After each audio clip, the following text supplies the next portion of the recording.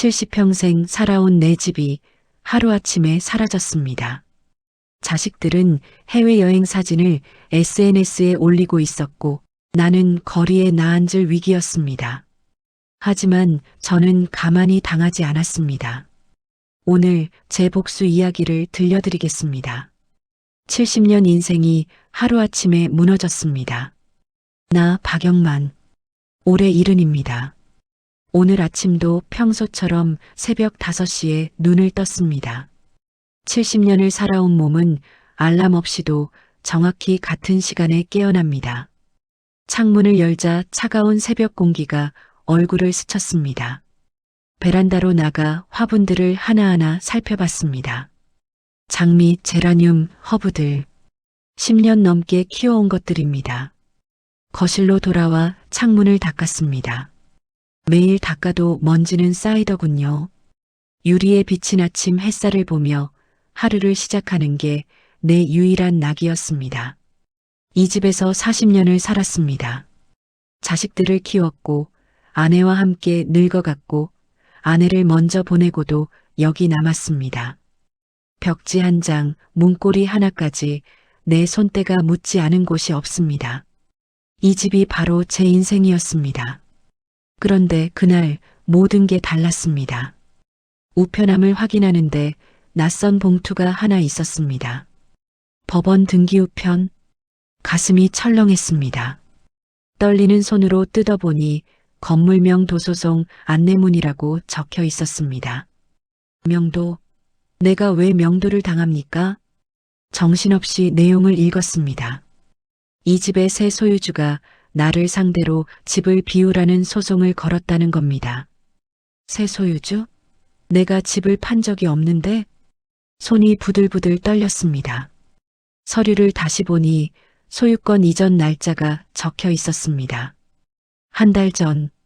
그리고 매수인 이름. 처음 보는 사람이었습니다.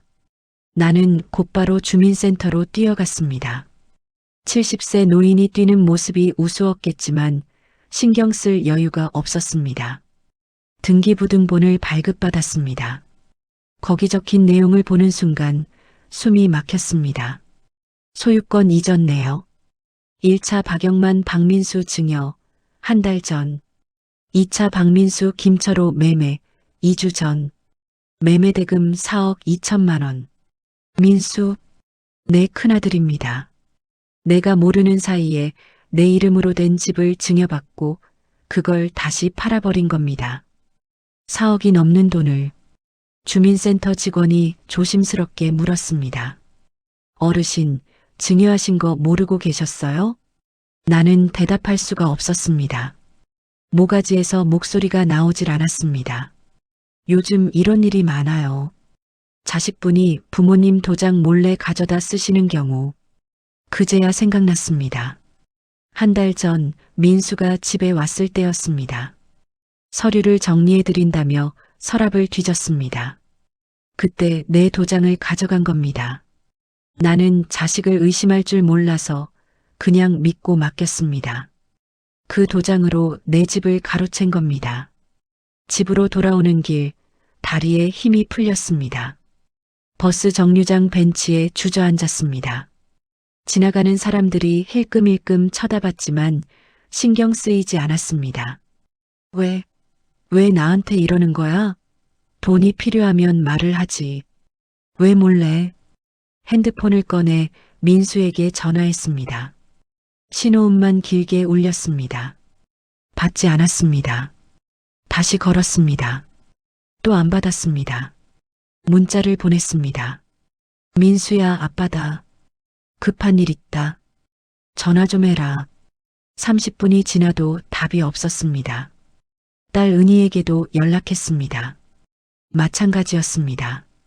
읽은 표시는 떴는데 답장이 없었습니다. 그때 핸드폰이 울렸습니다. 민수가 아니라 모르는 번호였습니다. 여보세요? 박영만 어르신 맞으십니까? 저는 김철호 변호사 사무실입니다. 변호사. 가슴이 또 철렁했습니다. 이번에 어르신 댁을 매수한 김철호 씨 건으로 연락드렸는데요. 계약상 이달 말까지 집을 비워주시기로 되어 있는데 아직 이사 준비가 안 되신 것 같아서요. 잠깐만요. 나는 집을 판 적이 없어요. 네.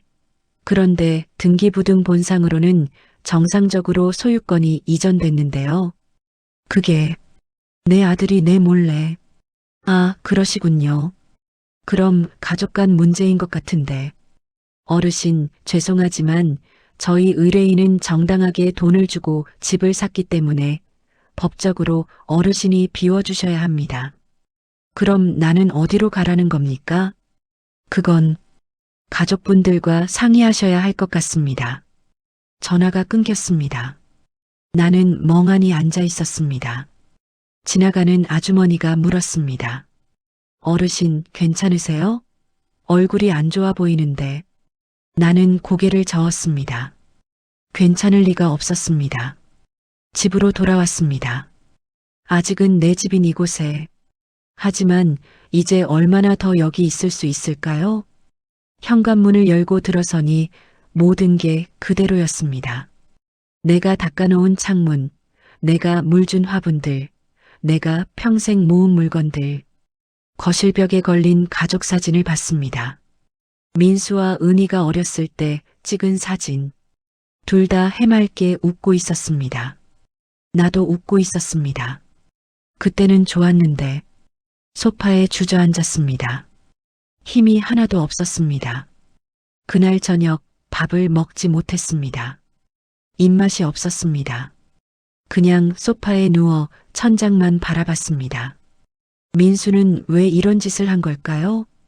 돈이 필요했으면 말을 하지. 사업이 어려우면 도와달라고 하지. 왜 몰래 이렇게 한 걸까요? 은희는 오빠가 이런 짓 하는 걸 알았을까요? 알았다면 왜 나를 말리지 않았을까요? 질문만 가득했고 답은 없었습니다. 밤 10시쯤 핸드폰이 울렸습니다. 손자 준혁이었습니다. 할아버지, 저예요. 준혁아. 할아버지, 지금 괜찮으세요? 엄마가 할아버지한테 전화드리래요. 잠시 후 은희의 목소리가 들렸습니다. 아버지, 오빠한테 들었어요. 아버지, 미안해요. 저희가 정말 잘못했어요. 집 판 거 알고 있었니? 네. 왜 말리지 않았어? 오빠가 빚이 너무 많아서요. 3억이 넘었대요. 제가 도와줄 수도 없고, 그래서 내 집을 판 거냐? 아버지, 정말 죄송해요. 오빠는 지금 해외에 있어서. 해외? 네. 가족여행 갔어요. 스트레스 받아서 쉬어야 한대요. 나는 웃음이 나왔습니다. 쓴웃음이었습니다. 내 집 팔아먹고 여행을 가? 4억 넘는 돈 받아서? 아버지, 은희야, 너도 공범이야. 알았으면서 막지 않았으니까. 죄송해요, 아버지. 진짜 죄송해요. 나는 전화를 끊어버렸습니다. 그날 밤 잠을 이루지 못했습니다. 새벽 2시, 3시, 4시. 시계만 봤습니다. 민수의 SNS를 확인했습니다. 페이스북을 열어보니 방금 전에 올린 게시물이 있었습니다. 사진 푸른 바다가 보이는 리조트 수영장. 민수 가족이 다 같이 웃고 있는 모습. 드디어 휴가. 오랜만에 가족들이랑 힐링 중. 좋아요 47개, 댓글 12개. 부럽다. 가족여행 좋겠어요. 역시 민수님, 효자라고요? 나는 핸드폰을 집어던지고 싶었습니다. 하지만 참았습니다. 대신 스크린샷을 찍었습니다. 증거로 남겨두려고. 새벽 5시가 되었습니다. 몸은 일어나라고 했지만 일어나고 싶지 않았습니다. 창문도 열지 않았습니다. 화분에 물도 주지 않았습니다. 그냥 침대에 누워 있었습니다. 이대로 끝일까? 나는 그냥 이렇게 쫓겨나는 걸까? 아니었습니다. 나는 70년을 살았습니다. 전쟁도 겪었고 가난도 겪었습니다. 사업 실패도 경험했고 아내를 떠나보내는 아픔도 견뎠습니다. 이번에도 견딜 겁니다. 아니, 견디는 게 아니라 싸울 겁니다. 나는 일어났습니다. 세수를 하고 옷을 갈아입었습니다. 거울을 봤습니다. 헬쑥한 얼굴, 움푹 파인 눈, 주름진 피부. 하지만 눈빛만큼은 살아있었습니다. 박영만, 넌 아직 죽지 않았어. 가만히 당하고만 있을 순 없어. 나는 결심했습니다. 복수를 하겠다고. 제대로 된 시원한 복수를. 자식들의 진짜 얼굴을 보았습니다. 집을 나섰습니다. 먼저 갈 곳은 경찰서였습니다. 사기죄로 고소하려고 했습니다. 하지만 경찰은 고개를 저었습니다. 어르신, 이건 가족 간 민사 문제예요. 형사고소가 어렵습니다. 민사라고요?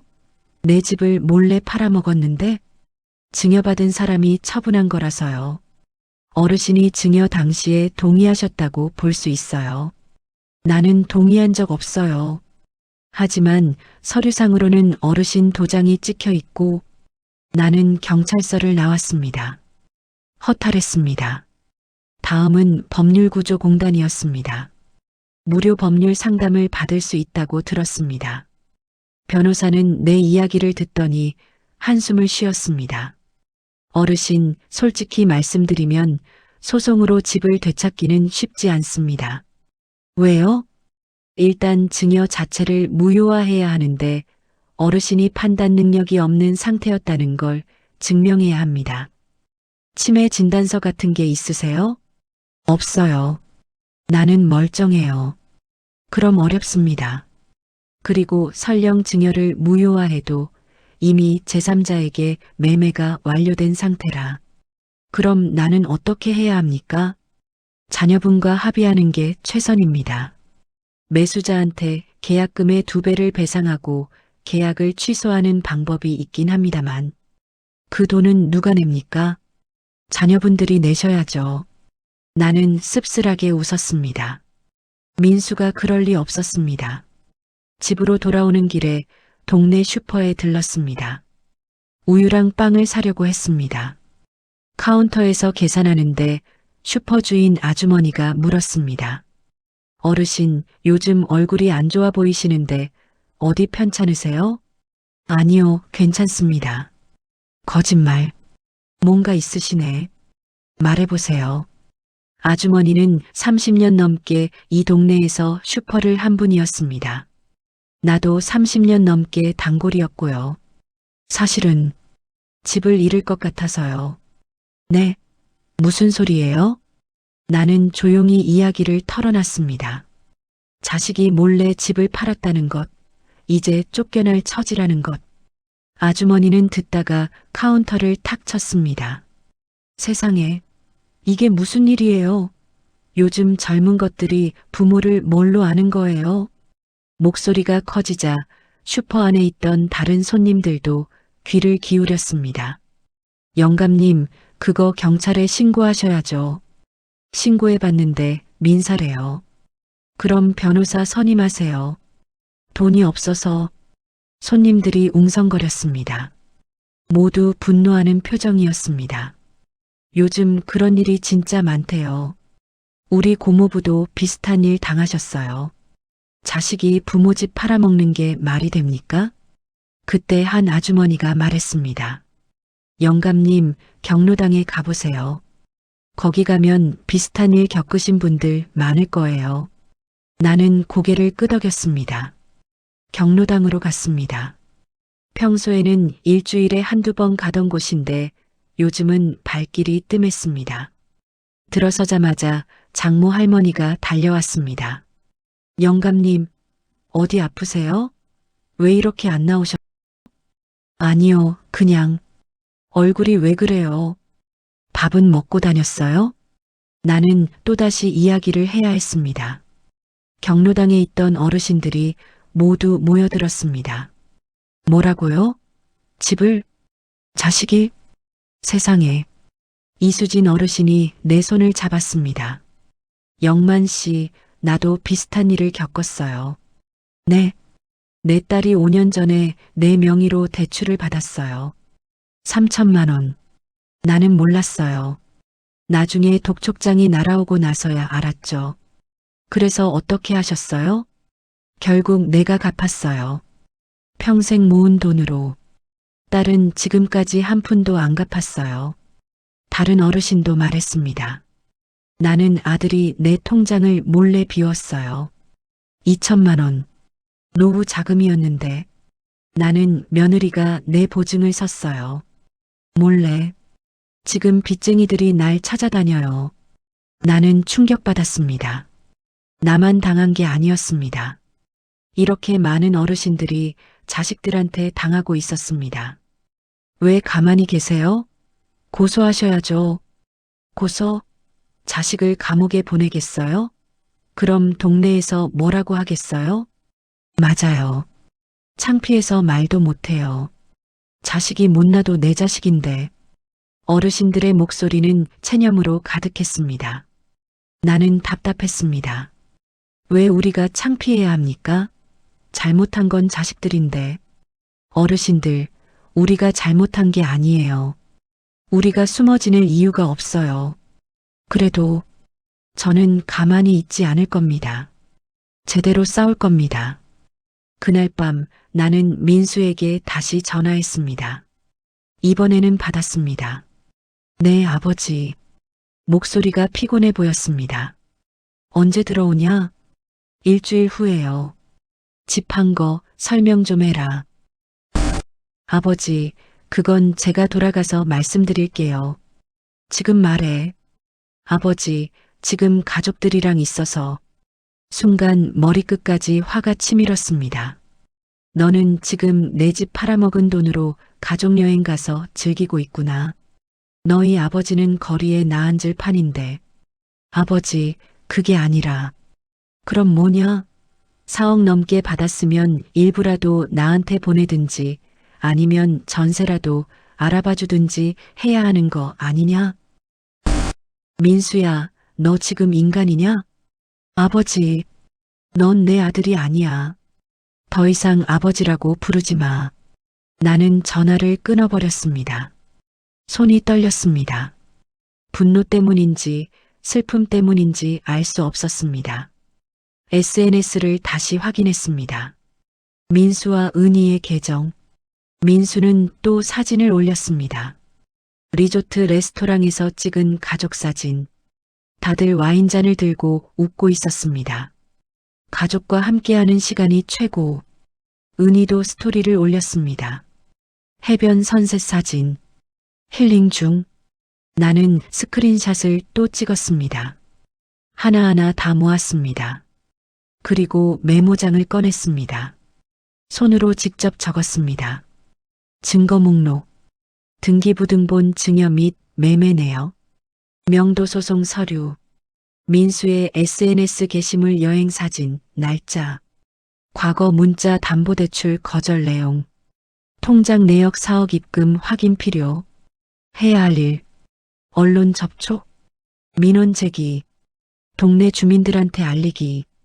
법적 대응 준비. 나는 더 이상 슬픈 아버지가 아니었습니다. 이제는 싸우는 사람이었습니다. 침대에 누웠습니다. 이번엔 잠이 왔습니다. 꿈을 꿨습니다. 민수가 무릎 꿇고 빌고 있는 꿈을, 은희가 울고 있는 꿈을, 나는 꿈속에서 웃고 있었습니다. 증거를 모으고 세상에 알렸습니다. 다음 날 아침 일찍 일어났습니다. 오늘부터 본격적으로 움직일 겁니다. 먼저 집안을 샅샅이 뒤졌습니다. 민수가 가져갔던 서류들, 혹시 복사본이 남아있을까 해서요. 서랍장을 열었습니다. 오래된 서류들이 가득했습니다. 하나하나 확인했습니다. 그러다가 발견했습니다. 증여 서류 초안. 민수가 작성했던 것 같았습니다. 구겨져서 버려진 종이였는데 내가 모르게 쓰레기통에서 건져놨었나 봅니다. 거기에는 메모가 적혀 있었습니다. 증여세 최소화 방안. 매매 후 분할 마이너스 민수 3억, 은희 1억. 아버지 요양원 비용 월 200만 원 1년치 선납. 요양원이라고요? 나를 요양원에 쳐넣으려고 했던 겁니까? 손에 힘이 들어갔습니다. 종이가 구겨졌습니다. 이 자식들이 더 찾아봤습니다. 통장을 확인했습니다. 4명의 통장이 3개 있었는데 그중 하나가 이상했습니다. 최근 거래 내역을 보니 2달 전에 500만 원이 인출되어 있었습니다. 내가 뽑은 게 아니었습니다. 은행에 갔습니다. 인출 내역 좀 확인해 주세요. 직원이 확인하더니 말했습니다. ATM에서 카드로 인출하셨네요. 카드? 제 카드는 여기 있는데요. 그럼 복제 카드일 수도 있고요. 아니면 어르신께서 다른 분께 카드를 빌려주셨을 수도. 민수였습니다. 분명히 민수가 내 카드를 몰래 복사해서 쓴 겁니다. CCTV 확인할 수 있나요? 그건 경찰 신고하셔야. 나는 은행을 나와서 경찰서에 갔습니다. 카드 부정 사용으로 신고했습니다. 어르신 가족이 쓴 거면 보통 신고 안 하시는데 가족이라도 허락 없이 쓰면 범죄 아닙니까? 네, 맞습니다. 접수하겠습니다. 작은 승리였지만 승리였습니다. 경로당으로 갔습니다. 어제 만났던 어르신들이 모여 있었습니다. 영만 씨, 어제 얘기 생각해 봤어요. 이수진 어르신이 말했습니다. 우리도 가만히 있으면 안 될 것 같아요. 영만 씨 말이 맞아요. 그래서요? 제 며느리가 지역 신문사 기자예요. 한번 연결해 드릴게요. 기사 내면 여론이 움직일 수도 있어요. 진짜요? 네. 요즘 노인 재산 편취 문제가 사회적 이슈잖아요. 영만 씨 사연이 알려지면 도움이 될 거예요. 사흘 후 나는 카페에서 기자를 만났습니다. 30대로 보이는 젊은 여자 기자였습니다. 노트북과 녹음기를 가져왔더군요. 어르신, 편하게 말씀해 주세요. 처음부터 천천히요. 나는 모든 걸 이야기했습니다. 민수가 어떻게 집을 가로챘는지, 4억을 받아서 여행을 갔는지, 나는 지금 쫓겨날 처지인지. 기자는 열심히 받아 적었습니다. 때로는 고개를 절레절레 흔들었고, 때로는 한숨을 쉬었습니다. 어르신, 이거 증거 자료 있으세요? 나는 준비해간 서류를 꺼냈습니다. 등기부등본, 명도소송 서류, SNS 스크린샷, 통장 내역. 기자는 자료를 보더니 눈을 크게 떴습니다. 이거 완전 증거네요. 특히 SNS 사진. 집 팔고 바로 해외여행 간 거잖아요. 네. 어르신, 실명 공개하실 건가요? 아니면 가명으로 할까요? 가명으로 해주세요. 그래도 손자들이 있어서. 알겠습니다. 그럼 사진도 뒷모습으로 찍겠습니다. 일주일 후 기사가 났습니다. 지역 신문 일면 톱 기사였습니다. 70대 어르신, 자식에게 4억짜리 집 빼앗겨. 여행 가서 즐기는 동안 나는 거리에. 부재노인 재산 편취 심각. 가족 간 범죄 법적 사각지대. 기사는 상세했습니다. 내 사연뿐 아니라 비슷한 사례들, 법적 문제점, 전문가 인터뷰까지 실렸습니다. 그리고 사진. 내 뒷모습이었습니다. 집 앞 벤치에 앉아 있는 모습. 쓸쓸해 보였습니다. 기사는 온라인으로도 올라갔습니다. 댓글이 폭발했습니다. 자식이 사람입니까? 이건 사람이 할 짓이 아니네요. 어르신 너무 불쌍하세요. 유유. 요즘 젊은 것들 진짜 개념 없음. 법적으로 처벌 못하나요? 이거 신상 공개해야 됩니다. 조회수가 10만을 넘었습니다. 지역 신문 기사치고는 엄청난 숫자였습니다. 그리고 공유가 시작되었습니다. 페이스북, 카카오톡, 온라인 커뮤니티. 나는 핸드폰으로 댓글을 하나하나 읽었습니다. 눈물이 났습니다. 나를 응원하는 사람들이 이렇게 많다니. 그날 오후 민수한테서 전화가 왔습니다. 아버지, 목소리가 다급했습니다. 왜? 신문 기사 봤어요. 왜 그렇게까지 하시는 겁니까? 내가 뭘 어떻게 했는데? 사람들이 다 알았잖아요. 회사에서도 연락 왔어요. 거래처에서 계약 취소하겠대요. 그래서 아버지, 제발 기사 삭제 좀 해주세요. 싫어. 아버지, 민수야, 너는 내 인생을 망쳤어. 나도 내 인생에 조금 불편함을 준 것뿐이야. 아버지, 제발이요. 은희도 난리가 났어요. 남편이 이혼하자고 했대요. 잘 됐네. 그 정도는 당해야지. 아버지, 어떻게 그런 말씀을. 너는 내가 거리에 나앉는 건 괜찮았냐? 사억 받아서 여행 가는 건 괜찮고 아버지가 쫓겨나는 건 상관없었냐? 민수야, 나는 이제 시작이야. 더 큰 일이 벌어질 거야. 각오해라.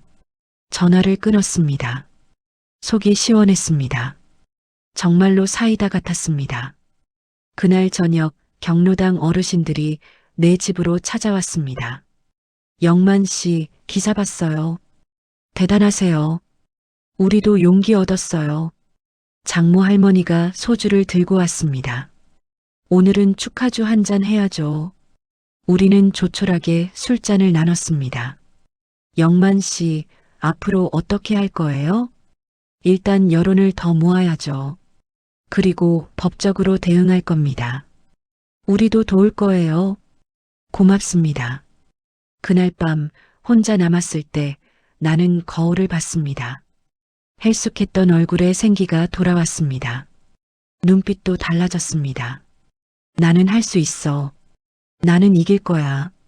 복수는 이제 막 중반으로 접어들었습니다. 챕터 4 자식들이 무너지고 나는 선택했습니다. 기사가 나간 지 3일 만에 상황이 급변했습니다. 아침에 일어나니 부재중 전화가 17통이나 있었습니다. 모두 민수와 은희였습니다. 문자도 수십 개 와 있었습니다. 아버지, 제발 전화 좀 받아주세요. 아버지, 우리 좀 만나요. 죄송해요. 정말 죄송해요. 나는 씹었습니다. 답장하지 않았습니다. 오전 10시쯤 초인종이 울렸습니다. 문을 열자 민수와 은희가 서 있었습니다. 여행에서 급히 돌아온 모양이었습니다. 얼굴이 수척하고 눈 밑에 다크서클이 있었습니다. 아버지, 뭐? 들어가서 얘기 좀 해요. 여기서 해. 아버지, 제발이요. 이웃들이 보잖아요. 창피해? 창피한 줄 알았으면 그런 짓을 하지 말았어야지. 민수는 고개를 숙였습니다. 은희는 울고 있었습니다. 일단 들어와. 둘을 거실로 들였습니다. 소파에 앉히고 나는 맞은편에 섰습니다. 앉지 않았습니다. 설명해봐라. 왜 그랬는지. 민수가 입을 열었습니다. 아버지, 제 사업이 망했어요. 빚이 3억 5천만 원까지 불어났고 채권자들이 매일 독촉했어요. 법적 조치도 들어온다고 했고요. 그래서 내 집을 판 거야? 다른 방법이 없었어요. 제 명의 재산은 이미 다 압류됐고, 그럼 나한테 말을 했어야지. 왜 몰래 했냐? 말씀드리면 반대하실 것 같아서요. 그리고 솔직히 창피했어요. 창피? 네. 아버지한테 사업 실패한 거 말하기가. 그래서 그냥 나는 헛웃음이 났습니다. 그래서 그냥 내 집을 훔쳐간 거구나. 창피하지 않게. 죄송합니다. 은희가 끼어들었습니다. 아버지, 저도 잘못했어요. 오빠 말리지 못한 것도, 아버지한테 말씀 안 드린 것도, 넌 알고도 방조한 거잖아. 너도 공범이야. 네. 4억은 어디 갔냐? 민수가 대답했습니다. 빚 갚는데 3억 5천 썼어요. 남은 돈은 여행 가는데 썼지? 일부는요. 일부? 얼마나? 700만 원. 나는 어이가 없었습니다. 700만 원을 여행비로 써? 아버지가 거리에 나앉을 판인데? 미안해요, 아버지. 정말 미안해요. 민수와 은희는 연신 고개를 숙였습니다. 나는 준비해둔 서류를 꺼냈습니다. 이게 뭔지 아냐? 뭔데요? 내가 쓴 메모야. 요양원 비용이라고 적혀 있더라. 민수의 얼굴이 새하얘졌습니다. 그건 나를 요양원에 쳐넣으려고 했구나. 아니에요, 아버지. 그건 그냥 만약을 대비해서. 만약? 70살이면 요양원 갈 나이야? 나 멀쩡하거든. 죄송합니다. 제가 생각이 짧았어요. 나는 서류를 탁자 위에 던졌습니다. 너희 둘 지금 내 말 잘 들어. 앞으로 내가 시키는 대로 해. 안 그러면 여론은 더 나빠질 거야. 네. 첫째, 매수자한테 연락해서 계약 취소해. 계약금의 2배 배상하고 그 돈을 어떻게든 마련해. 내 문제니까 내가 해결해. 알겠습니다. 둘째, 집 명의가 돌아오면 내 이름으로 신탁 걸 거야. 너희가 절대 못 건드리게. 네. 셋째, 매달 나한테 생활비 200만 원씩 송금해. 민수가 150, 은희가 50, 200만 원이요? 그건 너무 많아? 그럼 기자한테 전화해서 추가 인터뷰 요청할까? 아니요. 하겠습니다. 넷째, 나는 잠시 뜸을 들였습니다. 이 집 일부를 동네 어르신들 모임 공간으로 쓸 거야. 일주일에 2번. 너희가 비용 대. 네. 그리고 너희 둘은 한 달에 1번씩 와서 봉사해. 어르신들 이야기 들어주고 필요한 거 도와드리고. 민수와 은희는 어리둥절한 표로 나를 봤습니다. 아버지, 그게 무슨. 너희 교육이야. 부모를 어떻게 대해야 하는지 배워야지. 알겠습니다. 다섯째, 이 모든 거 합의서로 작성할 거야. 법적 효력 있게. 변호사 통해서. 네. 거부할 거면 지금 나가. 대신 난 끝까지 싸울 거야. 민수는 고개를 들지 못했습니다. 하겠습니다. 다 하겠습니다. 은희는? 저도요. 저도 하겠어요. 나는 고개를 끄덕였습니다. 좋아. 그럼 일주일 안에 계약 취소 절차 시작해. 보고해. 네, 아버지. 둘이 일어섰습니다. 나가려는데 민수가 돌아보며 말했습니다. 아버지, 정말 죄송해요. 제가 정말 잘못했어요. 목소리가 떨렸습니다. 진심인 것 같았습니다. 미안하다고 다 되는 게 아니야. 행동으로 보여줘. 네. 둘이 나갔습니다. 나는 소파에 앉았습니다. 갑자기 힘이 빠졌습니다. 이게 맞는 걸까? 복수는 했습니다. 자식들을 무릎 꿇렸습니다. 하지만 기분이 좋지만은 않았습니다. 저녁에 경로당 어르신들이 또 찾아왔습니다. 영만 씨, 자식들 만났다며요? 네. 합의했어요. 잘했어요. 그래야죠. 어르신들은 기뻐했습니다. 하지만 나는 복잡했습니다. 그런데 영만 씨 요양원은 무슨 얘기예요? 내가 민수의 메모 이야기를 했더니 어르신들이 분노했습니다. 그 자식이 진짜 70살이 무슨 요양원이에요. 영만 씨는 팔팔하신데. 이수진 어르신이 말했습니다. 영만 씨, 근데 어르신 모임 공간 만든다는 거 좋은 생각이에요. 그래요? 네. 우리 같은 사람들끼리 모여서 이야기하고 정보 공유하고 그럼 이런 일 당하는 어르신들이 줄어들 거예요. 맞아요.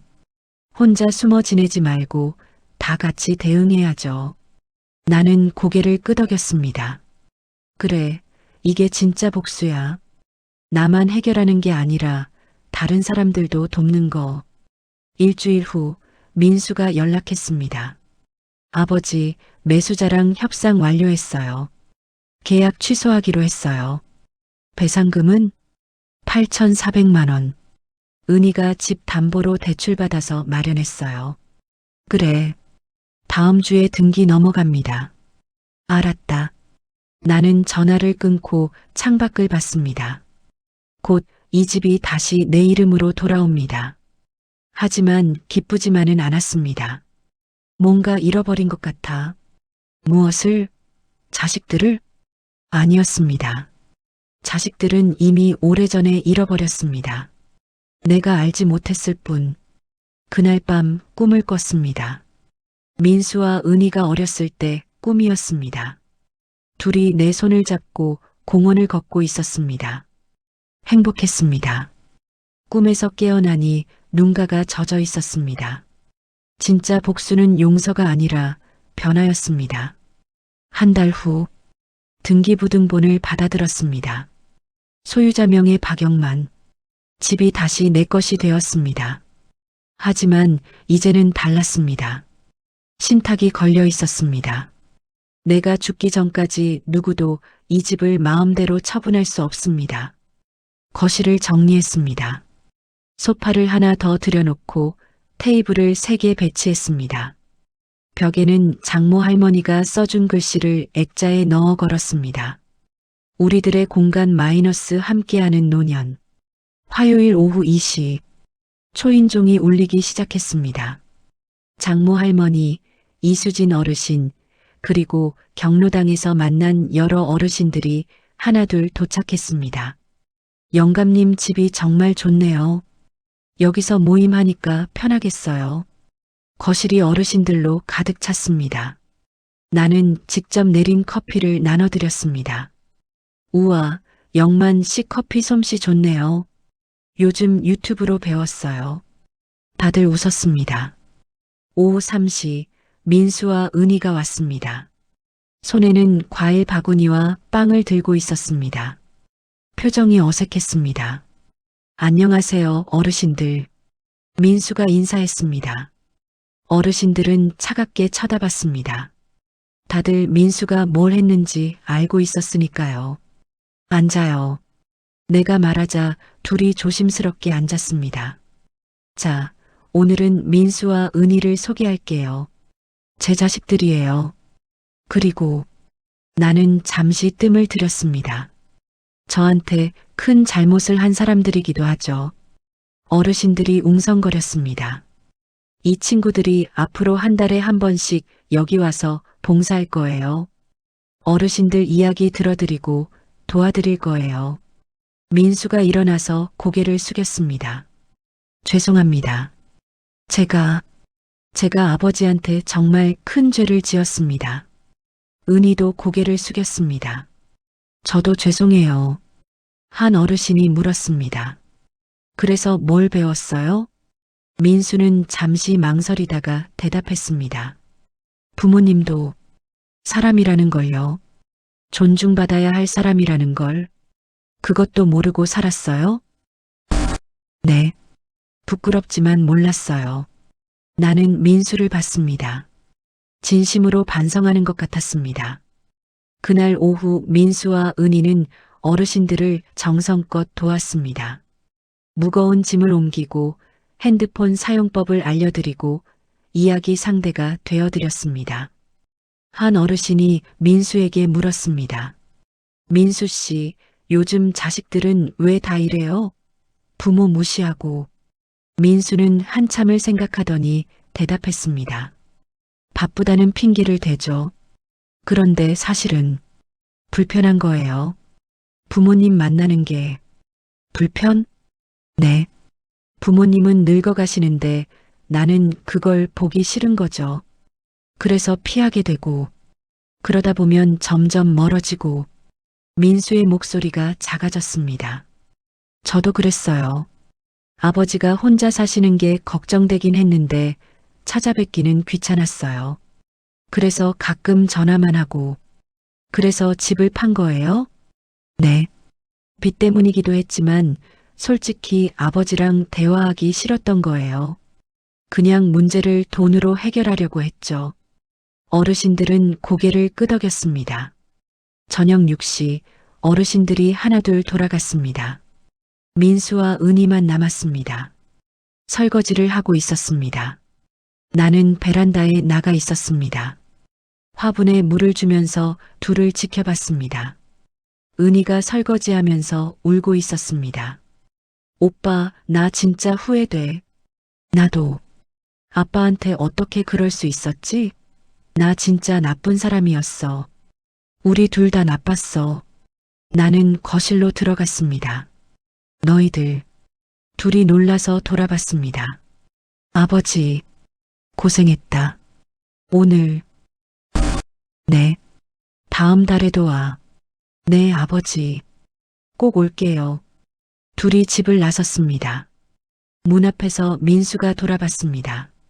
아버지, 저 정말 열심히 할게요. 그리고 사랑해요. 나는 대답하지 않았습니다. 그냥 고개만 끄덕였습니다. 문이 닫혔습니다. 혼자 남았습니다. 소파에 앉아 텅 빈 거실을 봤습니다. 아까까지 사람들로 가득했던 곳. 이제는 조용했습니다. 냉장고를 열었습니다. 사이다가 있었습니다. 캔을 따서 한 모금 마셨습니다. 차갑고 청량하고 시원했습니다. 사이다 복수라. 사람들은 복수라고 하면 상대를 무너뜨리는 걸 생각합니다. 법적으로 처벌하고 사회적으로 매장하고. 하지만 나는 달랐습니다. 민수를 감옥에 보내지 않았습니다. 은희와 절연하지 않았습니다. 대신 그들이 배우게 만들었습니다. 매달 이곳에 와서 어르신들을 만나면서 부모가 어떤 존재인지 깨닫게 될 겁니다. 나이 드는 게 뭔지, 외로움이 뭔지, 배신이 얼마나 아픈지, 그리고 나 자신도 배웠습니다. 혼자가 아니라는 것, 목소리를 낼 수 있다는 것, 일흔 살이어도 당당할 수 있다는 것, 무엇보다 내 존엄을 되찾았습니다. 집을 되찾은 것보다 중요한 건 나 자신을 되찾은 겁니다. 창문을 열었습니다. 저녁 공기가 들어왔습니다. 베란다에 화분들이 건강하게 자라고 있었습니다. 내일은 뭘 할까? 혼잣말을 했습니다. 예전처럼. 하지만 이제는 달랐습니다. 정말로 내일이 기대되었습니다. 다음 날 아침 일찍 일어났습니다. 창문을 열고 화분에 물을 주고 거실 창문을 닦았습니다. 모든 게 예전과 같았습니다. 하지만 모든 게 달랐습니다. 초인종이 울렸습니다. 장모 할머니였습니다. 영감님, 시장 가실래요? 그럼요. 나는 외투를 입고 나섰습니다. 길을 걸으며 생각했습니다. 복수는 끝났어. 이제 새로운 시작이야. 그리고 깨달았습니다. 진짜 사이다, 복수는 상대를 무너뜨리는 게 아니라 스스로를 다시 세우는 것이라고. 나는 무너지지 않았습니다. 70세 박영만. 나는 여전히 여기 서 있습니다. 당당하게. 3개월 후, 화요일 오후, 거실은 어르신들로 가득 찼습니다. 이제는 20명이 넘게 모입니다. 민수와 은희도 왔습니다. 이제는 자연스럽습니다. 어르신들도 둘을 인정했습니다. 한 어르신이 새로 오셨습니다. 저도 딸한테 비슷한 일을 당했는데요. 나는 그 어르신의 손을 잡았습니다. 혼자가 아니에요. 우리가 있어요. 그 어르신은 울었습니다. 나는 옆에서 등을 토닥였습니다. 저녁에 모두 돌아가고 나는 베란다에 섰습니다. 석양이 지고 있었습니다. 아름다웠습니다. 민수가 아까 건넨 봉투가 테이블 위에 있었습니다. 생활비 150만 원. 돈이 필요해서 받는 게 아니었습니다. 그들이 책임을 느끼게 하려고 받는 겁니다. 그 돈으로 나는 어르신 모임 간식을 삽니다. 가끔은 어려운 어르신들을 돕기도 합니다. 사이다를 한 캔 더 땄습니다. 건배. 혼자 말하고 마셨습니다. 시원했습니다. 정말로 진짜로 사이다였습니다. 복수는 증오가 아니라 변화입니다. 상대를 무너뜨리는 게 아니라 자신을 일으키는 겁니다. 70세에 시작한 제 인생 2막. 여러분도 할 수 있습니다. 끝까지 시청해 주셔서 감사합니다. 제 시도